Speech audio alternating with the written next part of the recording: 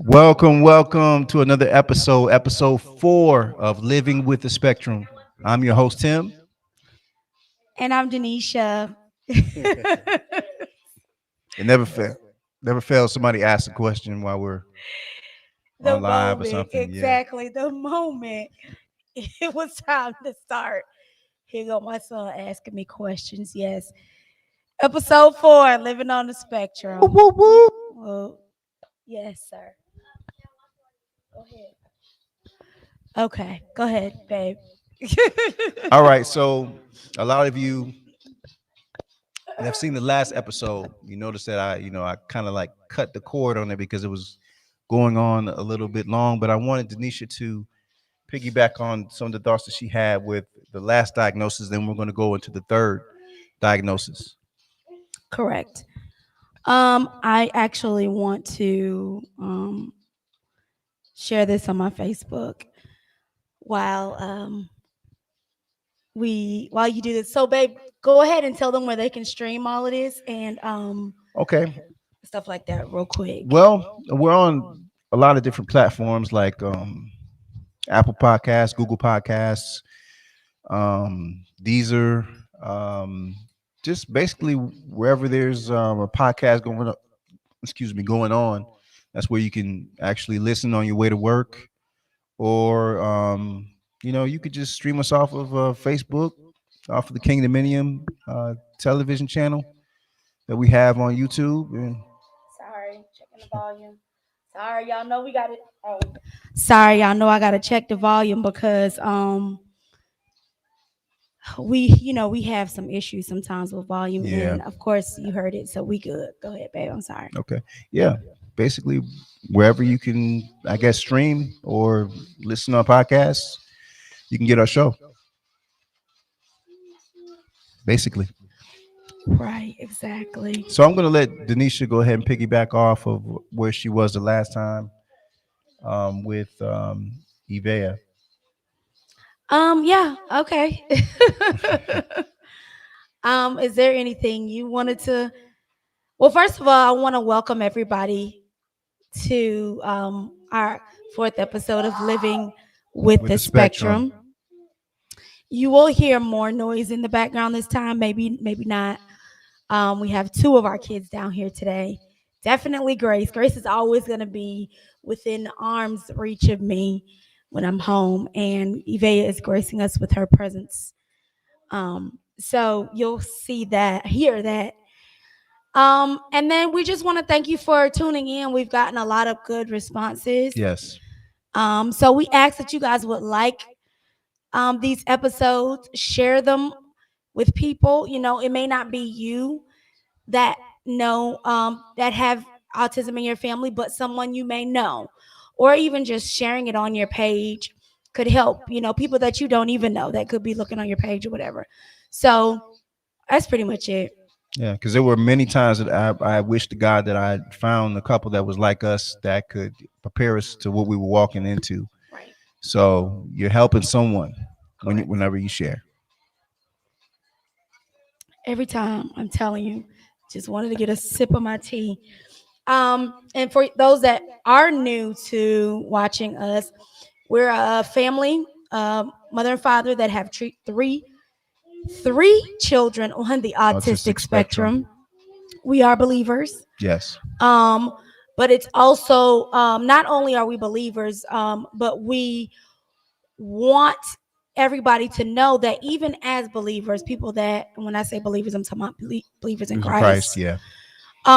we still too have our oppositions, and we still too have issues or problems that we come up against when dealing with our family. Yeah. So a lot of times we as Christians, we don't have that outlet, or we don't have someone that we can talk to about how we feel about our kids or whatever the case may be. So me and Tim came up with this Podcast. podcast, and just talking about our journey and what we've been through, and just being real, you know what I mean? So that's pretty much what it is. Anywho, can you turn it down just a smidge? She don't want me to tell her nothing. Let Tim tell you she get that from me. But nonetheless. Starting the arguments.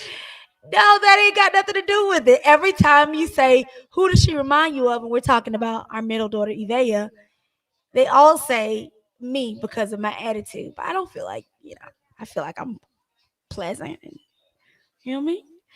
But anywho, yeah, so we've been going through the diagnoses. We started with our second episode was about our diagnosis with our son, our 12-year-old. Mm-hmm. And our third episode was about our second diagnosis, EVAM. And of course, I didn't get a chance to go through all of that with her. And I don't know where I stopped off, to be honest. When we record these or stream these, we go back, like I go back like one time, and I watch it a little bit. And then I go on about my business. I don't really sit there and watch, the entire episode or whatever. So, well, I can give you a quick overview. Okay. Because we had basically changed location.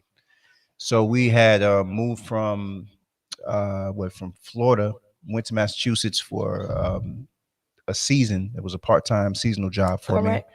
We were gone for about maybe 4 months, and then we moved down to the Atlanta area. Correct. And the red tape with my daughter was a lot easier than with my son, because we were in Florida. You have to see 4 or 5 different doctors before they can even diagnose your child. And for here, we just went to one at the Marcus Institute. Yeah, we just went to the Marcus Institute. Okay. And we were just talking about how we felt during that time. It's like, here we go again. Mm-hmm. And Denisha, she was actually at the appointment, so she got the bad news. And you were talking about how you felt, how you were sad, and how you had all these expectations and hopes and dreams for your relationship with Evea that I still deal with. Yeah. Yeah, I mean, that is 100%. So it's something that I still have to deal with, and it's something that I talk to my therapist about every now and again, because when you're a mom and you're a girly girl, you know what I mean, which I am, you find that you're gonna have a daughter, you get excited because you see all of the pretty little dresses and outfits and stuff like that. Now, I still dress my children, okay? We still wear, she wears girly clothes. Now I'm learning Evea is a girly girl, okay? She's very prissy, okay? But do I still long to want to hear her say, Mommy, I like this dress, or Mommy, I want to wear these shoes, or whatever the case may be, or Mommy, I like this color nail polish and stuff like that. 100%. But I am not. In some ways, I can sympathize with you on that, because we both want to hear her talk, but it's a mom-daughter relationship. Yeah. Thing where you guys, there's certain things you want to be able to do with it, like get your nails done, comment on certain things, certain little tea parties, like even just going out and having like a mommy daughter day with other mothers, and you know what I'm saying. So it's just kind of like, okay, so Grace is having issues right now, and that's just what it is, or whatever. But so anyway, can I comment on? Yeah, of course. Right now, those some of the things that she's not interested in, and she's interested in watching her tablet or Yes, or the ASMR videos. She loves ASMR videos. So slime. And she's 10 years old, and her mind is not there yet. So right. So imagine your 10-year-old actually being mentally 3 or 4. Yeah.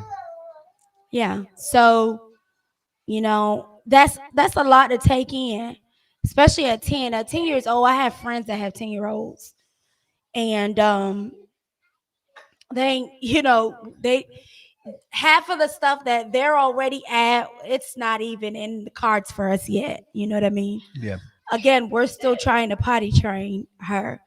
And she's, once again, we have to say that she is nonverbal. Nonverbal autistic. So she does have a talking device, but Mhm. you know, For sure. Oh, can we take a moment just to see that we don't have our Christmas decorations up? We should get like a gold star from that. Oh, I wasn't in. Oh, but anyways, Christmas decorations have been partially taken down. That is because Tim took the time to do it. tired of it. It ain't have nothing to do with me. Yeah. But anyway, I just wanted to, put that out there. So yeah, I mean, I don't know, y'all. It sucks. And I don't want to make this always like doom and gloom because it's not. Let me tell No. you something. Evea is such a lovely girl. She love now when she want to, okay? She want a hug.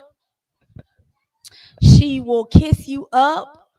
Now she gonna do all that stuff a lot of times when her tablet dies and she wants your phone or something. She'll butter you up. She'll Yeah. butter you up, honey. Ain't nobody else like you when it comes down to that. But sometimes she does. She still like will give me kisses and hugs, and she's really funny. Like And you look down, the phone's gone. gone. She like a ninja when it come down to the phone. But yeah. So there are highlights in this life. There are moments that we I can have. handle that. You sure? Yeah. Um, there are moments. You sure, babe?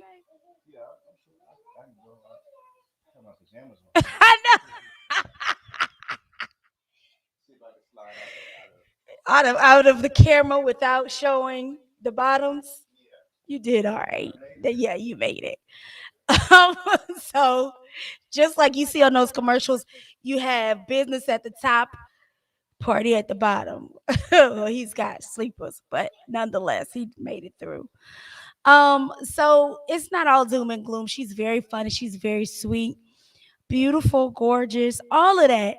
It's just, when it comes down to these difficulties and these delays and her being nonverbal, we have a lot of that's what we deal with. So, yeah, second diagnosis down with her. Everything was pretty smooth sailing with her. We were able to get her into the appropriate therapies like speech and OT. And it's very important that you get your kids in as much therapy as possible because the sooner you get them into therapy, the more successful they will be the older they get. Grace, she is all in. Do you understand me? And yes, her hair did not get done, but that's okay because she's been home, and when she leaves the house, she will look all the way together. So what was I saying, babe? Yeah, therapy. So it's important that you get them in the appropriate therapy so that they can be successful and so that they can get prepared for school. Now they will have certain therapies in school, but I also like to do outside therapy just so they can get some extra. And I will say what she will be starting soon, and we're taking it severest case to the lesser whatever case with us. ABA is coming for us now. Um I've had some good heard some good experiences on it, and I've heard some bad experiences on it. I work new job with ABA company, and for me, I see where it is going to be a humongous help for us. Now, she has not started it yet, and I'm still gaining tools and learning different things that I need to learn for ABA anyway. But um, it's going to be something that she will start. So that's Ivea. And she's very, I don't know, a lot of times she's the person that has us the most down. I will say that. Because she deals with a lot of self-inflicting injury. So she does a lot of hitting, and she does it went black, the screen. Yeah. And I don't know if that, so the screen goes black for 2 seconds. You're good now. Hmm. But now I gotta see if, No, it should be yeah, but the last time the screen went black. okay. I'm back. I'm back. Yeah, we're good. So we deal with that. And that's hard. That's one of the reasons why we're talking about putting her in ABA, because I'm learning that in ABA, there this is like behaviors that have either been, they are associated with wanting attention or wanting some type of something from us. Mm.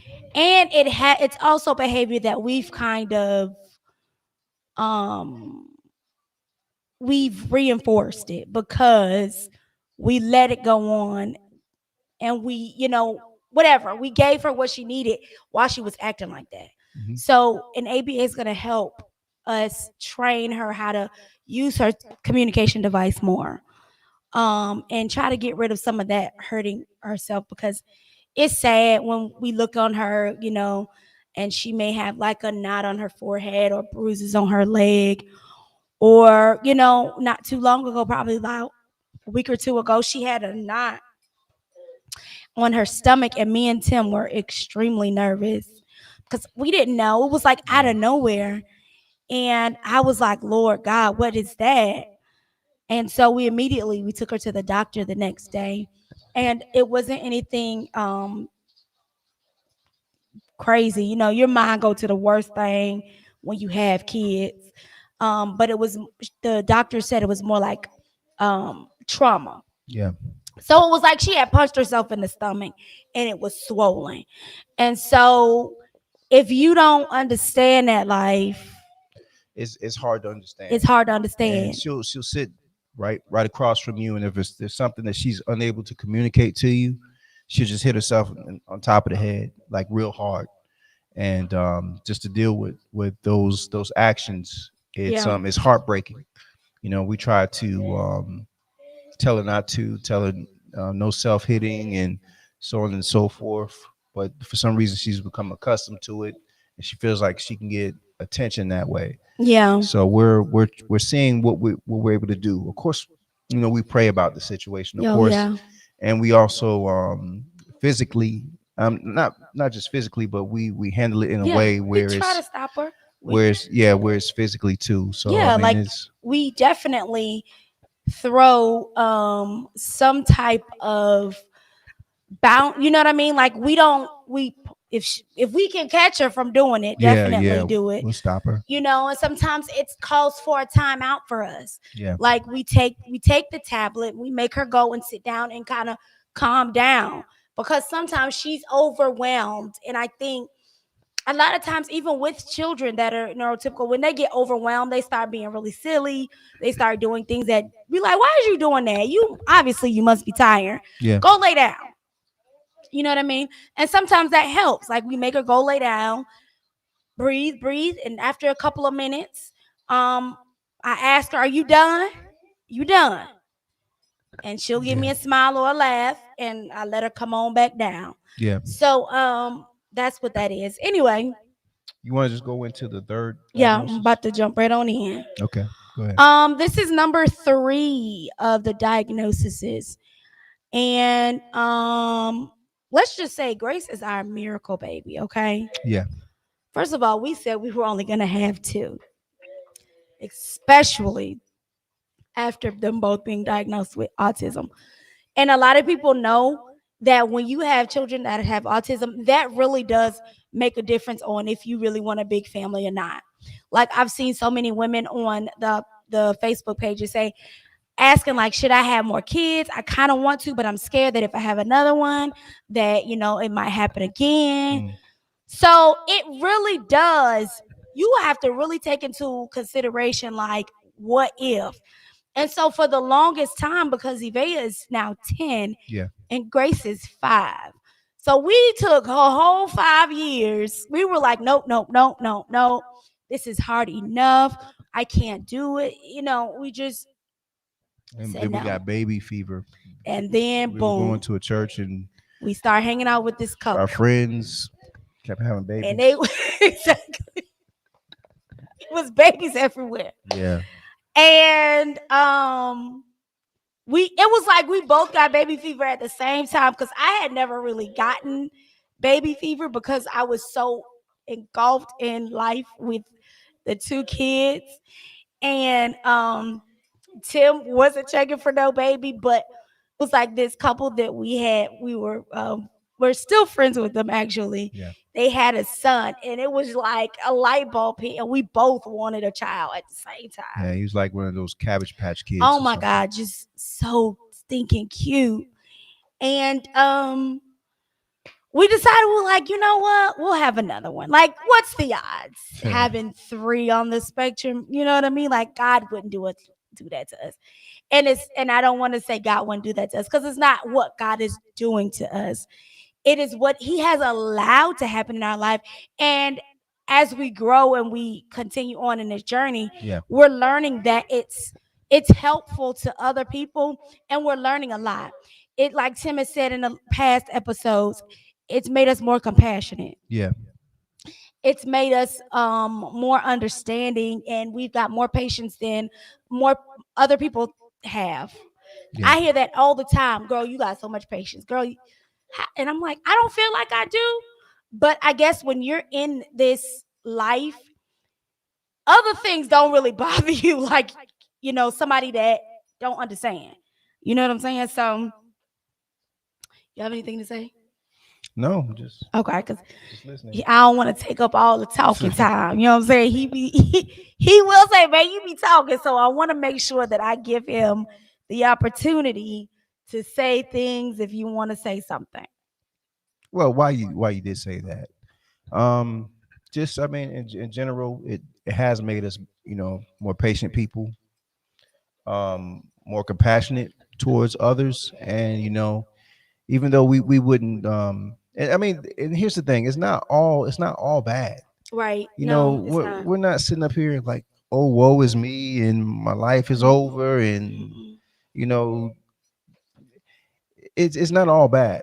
There's some good things about it, and of course, we want our kids to be, what I guess society sees as regular, Yeah. like everyone else. Being Yeah, able to that's what go society sees. go to wants. their games or go to their interests, and Or be able, just go to a restaurant and sit down yeah, without them without. stimming or anything of that nature. That's So there's small certain things things. that we would want to happen, and I believe we're going to get there one day. But uh, it's teaching us how to deal with life, Mm-hmm. and we have to learn. Even though we have a different mountain that we're climbing, to do what brings us peace.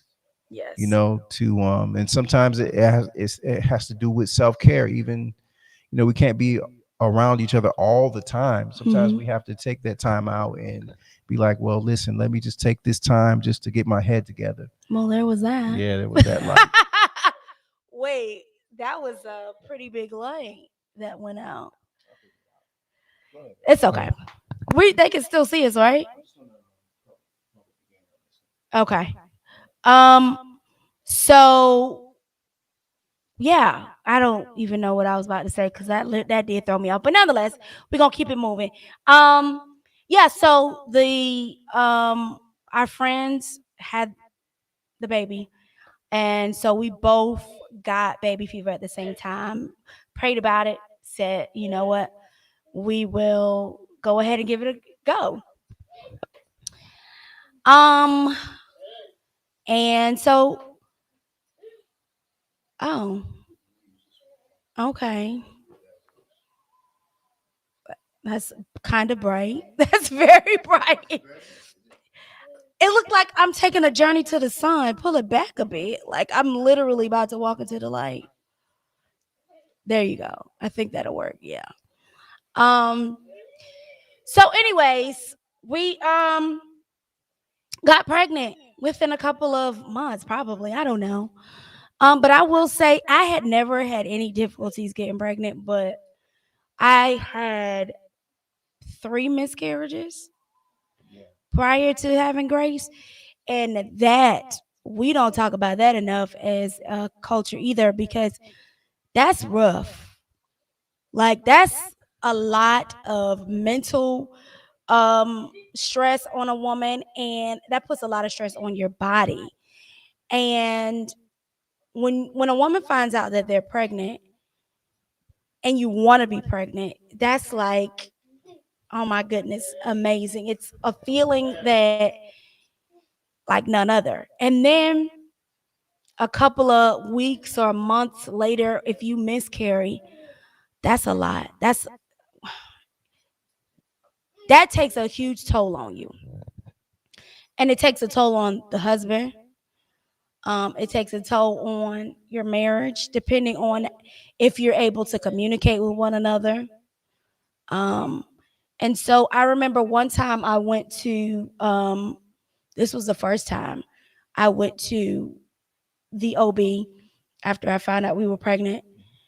And I literally, and the OB said she had never experienced that before, miscarried right there on the table while she was doing the exam. And I was like, what? And she was like, they try to console you and apologize and say, I'm sorry. And, it'll get better. And, all of this and all of that or whatever. But I mean, like I've said in previous episodes, I'm the type of person, I take something and I kind of just compartmentalize it and pack it away. But I don't think it's always healthy though. I mean, I know sometimes it's hard to deal with, especially during the miscarriages. I mean, that was hard to deal with, and you know, out here crying out and asking the Lord why is this happening? Yeah. Because we were prepared, we had got ourselves in the mode of expectation.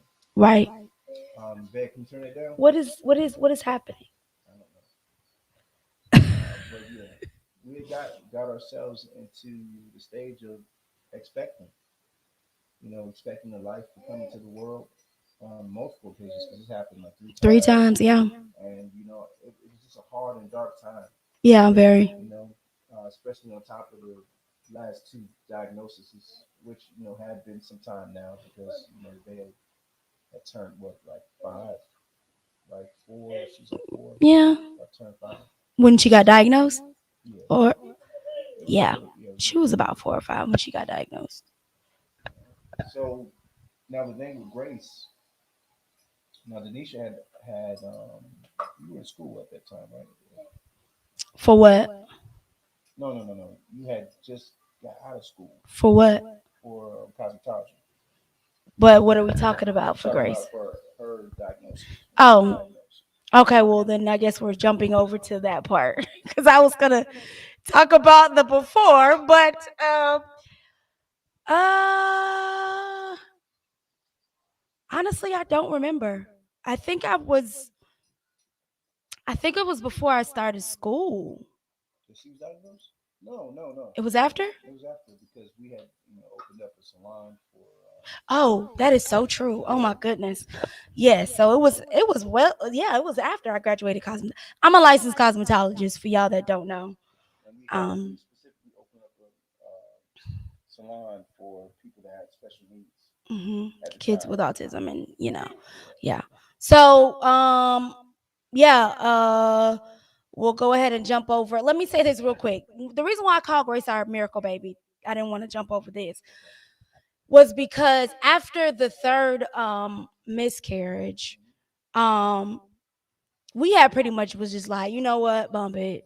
Mm, Maybe it's not meant for us to have another child, only because we already deal with a lot.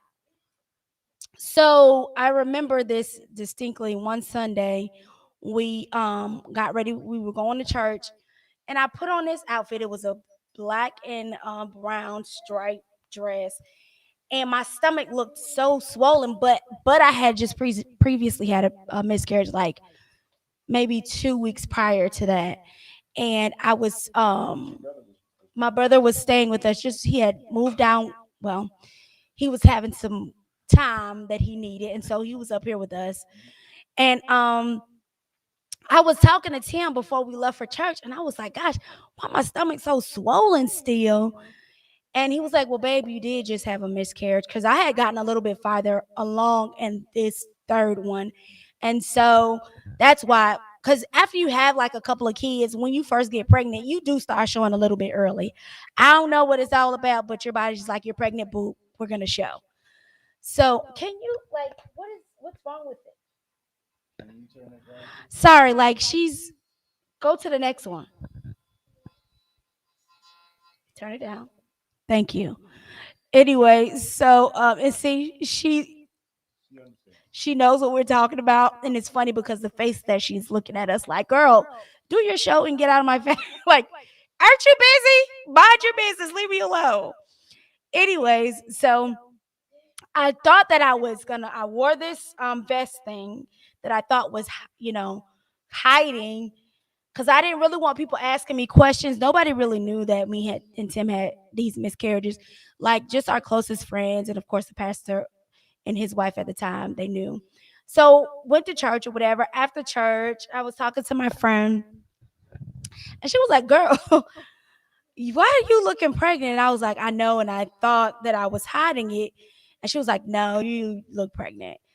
And so she was like, I felt kind of sad because she had already knew and she wasn't trying to bring it back to me, but it was what it was. So we got home or whatever. And I was just like, you know what, let me go buy a pregnancy test just to see what it says. And bought the test. Test came back positive, not positive, but yeah, positive for pregnancy. Like, what? I don't think so, but okay. I'm not holding on to any type of hope because I know that I've had a miscarriage. And so talked to Tim, he was excited, but I'm like not really holding on to any type of excitement or believing anything because when you've had a couple of miscarriages, you don't and you find out that you're pregnant, you're scared to believe. So anyway, made the appointment, went into the OB.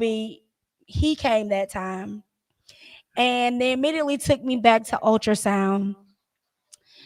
Told me turn it down, great, Evea. Start doing the ultrasound, and she starts saying, you're reading at this and what 13 weeks or something like that. And me and Tim looking at each other like, what is she talking about? And I was like, 13 weeks for what? And she was like looking at me like, girl, you pregnant? And I was like, no. And she was like, yes. And she showed me, I'm looking at this, she showed me a baby heartbeat moving. And I'm sitting here like looking at Tim, and he looking at me like, pregnant? You just had a miscarriage like 2 or 3 weeks ago. So we were told, literally, because I went to the doctor the third time and they told me I had miscarried. And I promise, and I'm not making this up, I couldn't make it up. And so I told the sonographer, or the ultrasound tech, I'm like, I'm not here because I'm pregnant. I'm here because I had a miscarriage. And the test said I'm pregnant. And so she turned on the light and she was like, oh, wait a minute. And so she looked into the chart and it showed, the miscarriages and stuff like that. And so she was like, I'll be back. She left out of the room and me and Tim were just kind of stunned and shocked. Like, I am pregnant. Like, for real. So the doctor came in and she looked at the ultrasound and was like, yes, Mr. and Mrs. Ashley, you're definitely pregnant. We don't know what happened. But there's a baby in there. So that's what I'm thinking.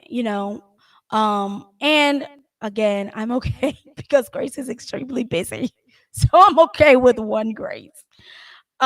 So we went along. I was very nervous about this pregnancy the entire time. I didn't have to work this pregnancy. That was one of the luxuries that I will say that I had, because through my other ones, I figured maybe, being able to stay home and take more attention to myself and do whatever I want to do during the day will kind of help with whatever. So I lived as usual, ate, did whatever pregnant women do when they don't got no job, and went to all my appointments, whatever, did everything I was supposed to do. And pregnancy, labor and delivery came out as as it was supposed to. All of my pregnancies have been C-sections at the end, and I'm okay with that. I'm not one of those mothers that felt like, oh, I need to have a natural. Now, so I'm good. Um, and life goes on as we are, getting into the routine of having a newborn and having two children on the spectrum, and Evea not really liking the new baby because for the longest time, mind you, 5 years, Evea was the baby. And we treated her as such. Nehemiah loved Grace from the moment. So we just went on life, right? As is. Even had this lady before I gave birth, she was like, pray over this baby. This baby is this, and that. I mean, give this baby back to the Lord. I did all of that. Whatever I needed to do to make it, to do what I needed to, I did it. Anyway, fast forward, we took Grace to the doctor, pediatrician, just for a well check. And Tim, well, you were here for this one when we went, and I have a picture of that day. We took her for a well check, and the pediatrician was doing her thing, and she was like, I'm gonna give you a these doctors are blunt. I'm gonna give you a referral to go ahead and get Grace taken to the Marcus Institute. And I'm like, why? And she was like, do you see how like I'm doing this exam? And Grace was 2 at the time. Do you see how I'm doing this exam? She has there's nothing stopping her from grabbing my stethoscope or acting as though she was like a couple of months, maybe like 7 or 8 months. And so I was like, come on, Lord. Come on, Lord. Like, you have got to, like, is this even real? Like, nah. This can't be this again. And I mean, I don't know if we saw signs in the beginning, because I will say, a lot of people, when you have kids on the spectrum or whatever, and then you have a newborn or a baby or a younger baby, and they're getting into these certain stages, people start asking you questions like, oh, is she talking yet? Or is, giving you these things. And again, our normal for other people ain't the same normal. So I'm thinking that it's all good. Tim thinks it's all good. I don't have any type of red flags that I'm seeing. Are you seeing any red flags? Not at that moment. I wasn't seeing the red flags because she was starting to come around and talk and say little things here and there. Right. Her ABCs, so on and so forth. So right. Didn't think that anything of that nature would happen with her. Right. She walked early. Mm-hmm.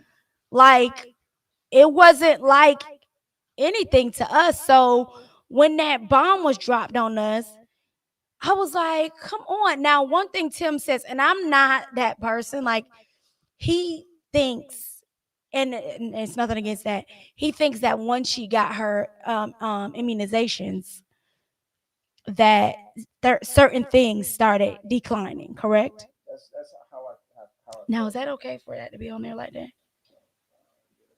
Okay. Sorry, y'all. Go ahead. Yeah. So I thought that it had something to do,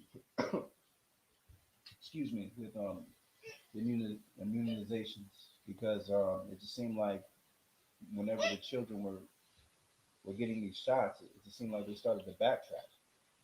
And I mean, I can't say that that's the true case, but I noticed that Grace was doing her ABCs. She was a lot farther, and she was talking. I mean, she's talking now, but it just seemed like she slowed down a little bit. Yeah, so that's always been kind of his theory. That's not my theory. And so we kind of talk about it, and I'll let him say what he has to say. But I'm always like, babe, it's so many people out here that's been gotten their immunizations and they don't have autism. So explain that. But anyway, and people have sent me stuff and said things to me, and just all kinds of different things. And I'm just like, that's not. I don't feel that's the case. But whatever. Anyway, we were able to get into the Marcus Institute earlier on because they were doing like this trial where if you had one sibling that had been diagnosed at the center, that they would bring you in faster. So that was what we were able to do. And shout out to my parents, they came down again. Um, and I mean, it's like every time these diagnoses come forth, no man,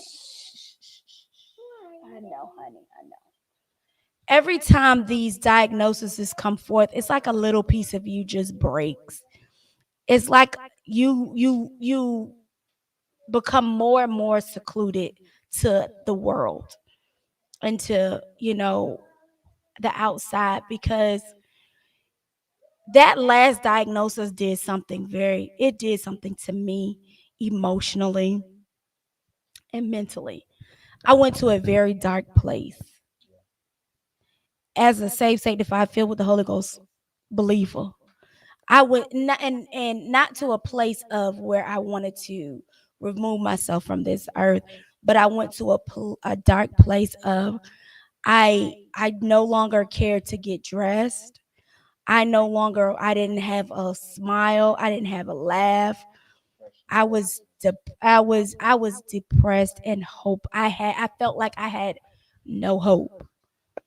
And I could there was nothing that I could do to get myself out of the way that I was feeling. And I don't know if Tim noticed it, but he was dealing with his own stuff too. So it was like, I don't know, man. It was hard. Like that third one hit me because we was believing, nah, mm-mm. We, you know what I mean? Like it's like we set ourselves up to feel like we failed, but it wasn't a failure. And we're still trying to, like, don't get me wrong. Now I'm sitting up here talking this and that, but there are the days that we have and we're like really, bro? Three? Did you ever think that we'd be in this situation? No, I ain't think that. You know what I mean? So, and there are days that I'm extremely down and sad and I'm crying, and because that's just what it is. Like, I don't want to ever sit up here and pretend that I still don't have these feelings, because I do. And I know Tim does.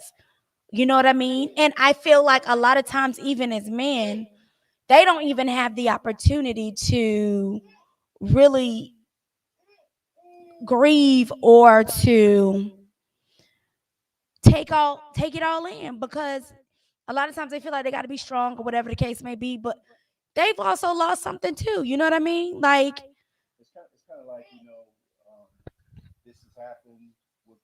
What can I do about it at this moment? But I still got to go on with life. I still have to put the pieces together where they may be falling. So I mean, straight. yeah, because I mean, you have to protect your family, and being a man, that's some of the things or some of the responsibilities you have is to be a protector and a provider. So my whole take was we'll work on putting the pieces back together however we can, and we still got to keep moving. Yeah, because for me, it's always been like, you want your kids to have, like, will my kids ever have friends? You know what I mean? Will my kids ever be able to do the things that I was able to do. Like, even now, I still want my kids to have friends, like real friends.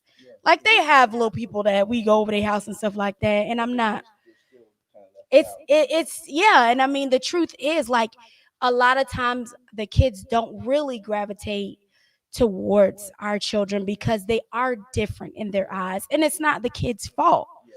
Now the younger kids gravitate towards our kids. Um, like, so Nehemiah's 12. One of our friends' sons, I want to say he's like 5 or 6.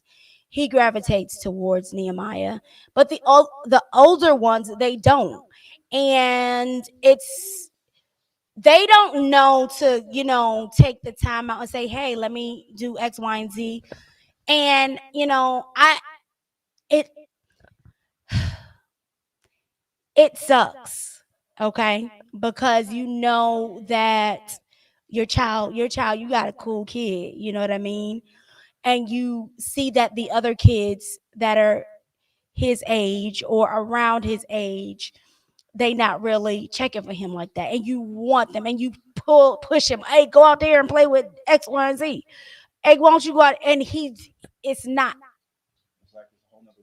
It's a whole nother world for him. It's uncomfortable for him.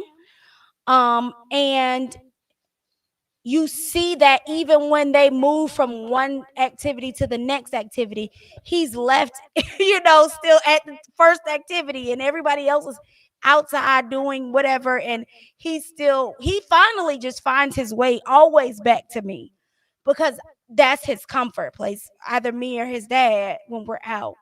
And it makes me sad. And a lot of times, I don't think people that don't have children on the spectrum understand how sometimes you really have to teach your children that everybody is not going to be like you.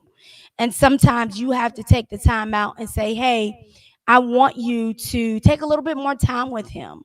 You know what I mean? Because he's a cool kid. You know what I mean? Like, let me just, like, for us as a black people, we don't really do that. You know what I mean? For real. Like, for real. I don't ever want to. And I gotta say this: it's when she says black people as black people, or being black, she's being our community. Yeah. We get so caught up, like, we don't really take the time to teach our kids, and not everybody, okay? We don't take the time to teach our children about certain disabilities and certain things. Now, our counterparts, our Caucasian brothers and sisters, they seem a lot more sympathetic, and they seem, I don't know, and I'm when I say this, I've had this conversation with my old supervisor, and she agreed with me 100%. It's like they intentionally gravitate towards the person that has special needs, and they, take the time to teach them certain, or play with them, or whatever. Like, and it's like, where are we missing? Like, they literally try not to exclude the person that may have Down syndrome or autism or whatever the other disabilities or superpowers may be, super abilities, I'll call it. And we have to do better, myself included. And when you are that person where you feeling like your child is being excluded because of a ability, a super ability that they have, it's hurtful. And so you don't want to join in on the gatherings. Like, you go, like, I'll go, don't get me wrong, I likes to go, but still deep down inside, I know that you don't feel like, you still feel alone. Like, I do still feel alone. I'll have girls' nights, and all of my friends will talk and say these amazing things that their kids are doing, and all of these achievements that they're going through, and I will get completely dead silent, because I can't I can't You have nothing to submit. I don't have anything to submit, but not only that, but I don't like I don't have any I don't even know the word to it, but y'all know what I'm trying to say. It's like I don't understand that life. You know what I mean? So like where they may be saying that their son or their daughter has done this achievement, made straight A's, or is reading on a sixth grade level, and and they'll ask me something like, "Oh, so how is?" I'm like, I don't want. I'm not even like. Let's not even go there because now I really feel like I'm being put on the spot. Like, just y'all keep talking and having your conversations. But to put Go. a good note, a good ahead. I mean, our kids have been on what do you call it? Like The what do you call? I don't know. What is it? The student of the month. yes, student of the month. Nehemiah reads very well. Yes, Um, he can read now. yeah, he can read very well. He's a monster at video games. Killer. I remember I was like, man, what are you doing? Yeah, for real. Yeah, so I mean, his ability is growing. Yep. You know, Yvette, she's starting to communicate more, even though she has a device. Grace, she's starting to say more words. So I mean, they're gradually getting to where it's more than satisfactory for us. You know, of course, we want more. We want the best for them, and let's move towards the diagnosis for Grace. Did I not? No, we don't. Okay, my bad. I thought I had. That's the problem. But anyways, okay. We So almost got there. we did. Yeah, Okay, Marcus Institute. sorry. It's so much, y'all. I'm sorry. Like I'll think of something, and it's like, oh yeah. But anyways, and it's I do want to say that I love all of my friends, and I'm not downing any one of my friends or whatever. We're just telling our truth or whatever. And so to the diagnosis. So yeah, got there, and I mean it's the my mind is halfway. Um all of the trials and the testing and everything that they do is all the same, but now they no longer categorize autism. They don't put it in different categories. Now they just put it under an umbrella of autistic spectrum disorder, ASD. So everybody, every child now, it's no longer they're this level, they're that level. They do give it in levels 1, 2, or 3 or whatever. And I don't know, they're all at different levels, but they, did the testing for her and it was pretty much the same. Like she really didn't want nothing to do with nothing. Like she was either in my lap the entire time or my dad's lap the entire time. And the thing that sucked really bad about Grace's diagnosis was that she was diagnosed with autism on Evea's birthday. And that is one thing I will never forget because when I wanted to celebrate Evea, and this was pre-COVID, of course, like we were, and Nevea don't like birthday parties at all. I figured that out when I was 7 months pregnant through her huge shindig, and she went into her room and sat in a tent the entire time.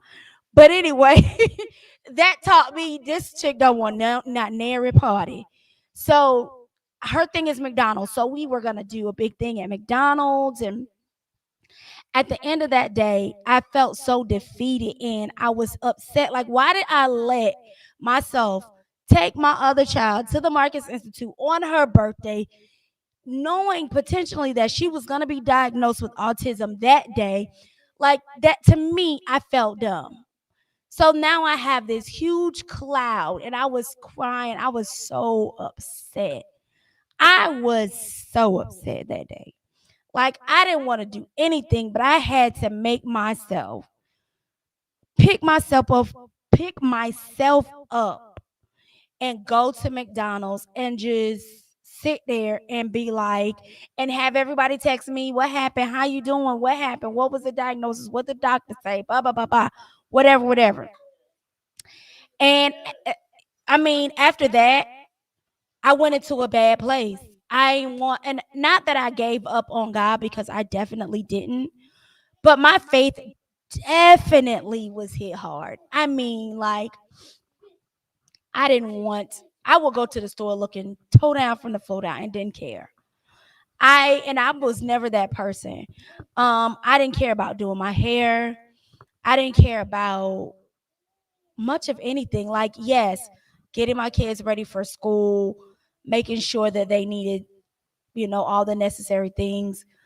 But all the extra frills and trills, especially for myself, mm-mm, I didn't care. I was um sweatpants and shirt every day. Sweatpants and shirt every day. And I'm just going to say I was disappointed as well. Very disappointed that it took us both to a dark place where we really couldn't communicate with one another. oh yeah. After that, that was a hard season, a hard time for us. Yeah. As I mentioned, we had this barbershop slash salon Yeah. for special needs children. We shut it down. Shot. We couldn't do it. Done. We couldn't. Yeah. And you know that's basically the three diagnoses. I mean, and it's something that we deal with on a day to day basis. Mhm. We have our ups and we have our downs. We have our joyful moments, our moments of celebrating, and our moments of mourning Yeah. and pine. Um, but we're not going to allow that to define our relationship with our children. We're not going to just be labeled and say that they'll never achieve this or they'll never achieve that. It's getting there. This is true. There.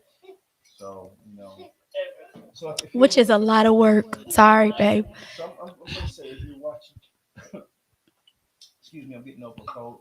If you're watching, just know that you're not alone. Yes. Notice that we're trying to build a community to where we can all come together. How Yes. we can, help and facilitate different events where we can strengthen one another. Mhm. In this time and in this season, I need you, we need you, you need us. And that I believe that if we had not gone through all three of those diagnoses, that we wouldn't be before you today. We probably wouldn't have the courage to come before you and talk about our lives with three children on the spectrum. Yeah. You know, so as we were saying, I don't think I mentioned this, but we're going to start a support group the first week of every month, and we're going to start the first week of February, Right. and we're going to put a link out. I guess our next episode, and we'll put a link out there to where you guys can join on that particular Saturday of the first week of the month, Mhm. and you'll be able to interact with people around you. There's tables you can sit at. It's a virtual setting. Um, there's tables that you can sit at, and you can during certain parts of the support group, you'll be able to network with other people around you. And that's just kind of like how we want it. We want to be able to get you in touch with people that's in your area, or how you make lifelong friends with some people that can give you some advice that can help you Yeah. out, along the way. Yeah.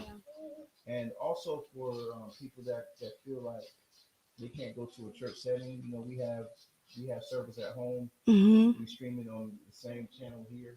You can catch our Kingdom Medium TV channel on YouTube, but you could either go to my Facebook page, Timothy Ashley or Denisha Ashley, and you can watch the service there. And you don't have to worry about your kids making noise or People looking at you weird or yeah, any of that case, because we know, trust me, we know.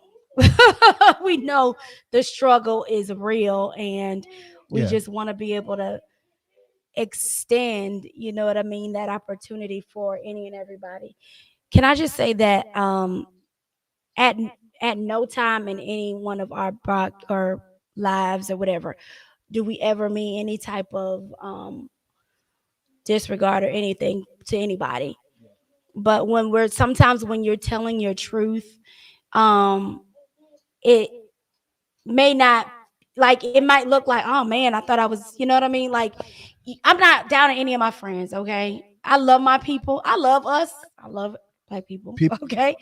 It's just, I really want us as a community to really start thinking differently when it comes down to special needs and being a little bit more understanding to the parents. Because if you don't understand what that person is dealing with or going through, it's easy to put a smile on your face. I put many a smile on my face just so that I can appear to be something that I'm not. And Crying and hurting on this inside. It's been many times that I've actually not gone to, certain birthday parties with my kids because I don't want to have to deal with it. I don't want to have to, explain this or calm this down. It's just better not to get into that. You know what I mean? So if we would sometimes as a people not even ask questions, but let the parent know it's okay. You know what I mean? Like, and mean it. Because we can see if you really just say, oh, Lord. But no, like, seriously, teach our kids certain things. You know what I mean? Teach our kids to be a little bit more understanding and sympathetic. Because we're not all the same, right? We're all different. And so where I may be strong in an area, somebody, and I don't know, I just, as a parent with autistic kids, you want your child, you look at these certain things in life and you see that there are people out there that children do take the time, and you're like, dog, what them kids at for my children? You know what I mean? Like, for real, like, seriously, what them kids at? Because this girl, she has autism, and this person stopped, and they genuinely like hanging out with these kids. And so I be thinking like, hey, you know what I mean? I want my kids to have friends. That's like really important to me. Like, so I don't know. Like, that'll probably be something that we talk about, but I don't know. Not every episode we gonna be laughing and talking and blah, whatever. But our truth is what it is. You know what I mean? And it ain't always pretty. And it ain't always gonna be, I've heard somebody say to me, I mean, and you don't know unless you ask or watch the episodes, because I can be pretty transparent. Now, I did have someone else tell me not to be too transparent, and I know when not to. You know what I mean? Like, I ain't gonna bear all of my everything, but it's dead. It's dead, Bubba. okay. So The tablet. anyway, All right. So that was living on the spectrum episode 4. Now, so yes, that basically lets us know that it's time to go. it's time. Stuff about to start being destroyed. Well, when I say destroyed, I don't mean like that, but it's about to be a little bit of furniture moving. No, I'm just playing. So we're grateful for for you viewing and listening, and you can always send an email to Timothy at destinedcoach.com and just let us know what you feel about the show, and if you have any questions, feel free to leave. All right. Thanks for watching. We appreciate you guys. And come back and look at us next week at 7, Living with the Spectrum.